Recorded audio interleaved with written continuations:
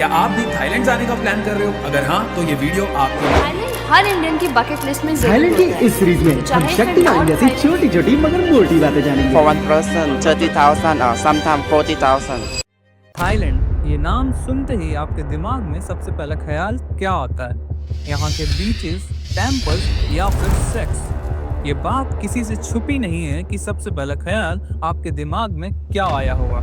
आज हम थाईलैंड के उस डार्क सीक्रेट को डिकोड करेंगे जिसे दुनिया ने सेक्स कैपिटल का टाइटल दे दिया। एक ऐसी जगह जहाँ स्पिरिचुअलिटी और स्ट्रीट प्रोस्टिट्यूशन दोनों साथ में रहते हैं। दिन में ये किसी भी इंटरनेशनल टूरिस्ट स्पॉट जैसा लगता है। Clean beaches, family friendly resorts, सब शराफत का नकाब पहने हुए हैं। लेकिन जैसे ही सूरज डूबता है, the mask comes of. Road पर क्राउड पड़ने लगता है। हर 100 मीटर पर आपको वो चीजें ऑफर होना स्टार्ट हो जाएंगी जिसके लिए थाईलैंड रियली फेमस है। इस 7 करोड़ की पॉपुलेशन वाले देश में 3 लाख से 20 लाख तक सेक्स वर्कर्स हैं।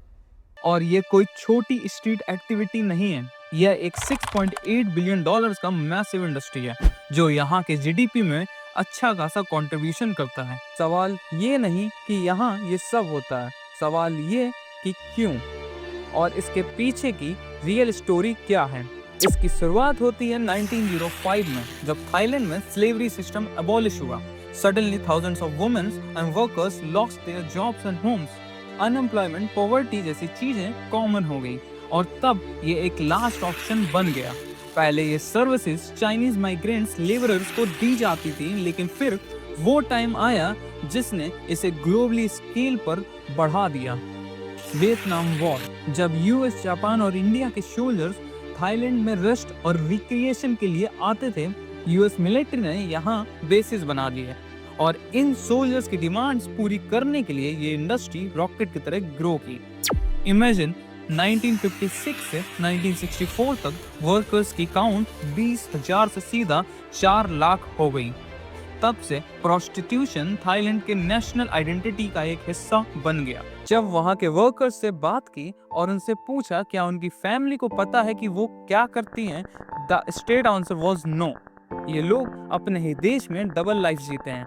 They live far away from home, क्योंकि अगर फैमिली को पता चल गया कि वो क्या करते हैं तो वो उनके साथ रह नहीं सकेंगे।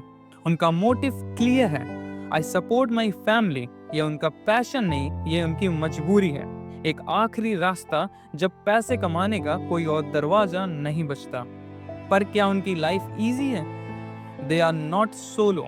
उनके ऊपर बॉस या फिर कंपनी रहती है जो उन्हें प्रोटेक्शन तो देती है, लेकिन उनकी सैलरी का मेजर चंक वो ही ले जाते हैं। और जब उनसे पूछा गया do you want a stable family life, तो उनका रिप्लाई था we want to get married, if we have good guy we can stop doing this. उनकी आंखों में एक उम्मीद है, एक एस्केप प्लान है। अब आते हैं सबसे डिस्टर्बिंग फैक्ट पर, the cost. Continuous sexual activities के चलते इन वर्कर्स की फिजिकल और मेंटल हेल्थ पूरी तरह डिस्ट्रॉय हो चुकी है।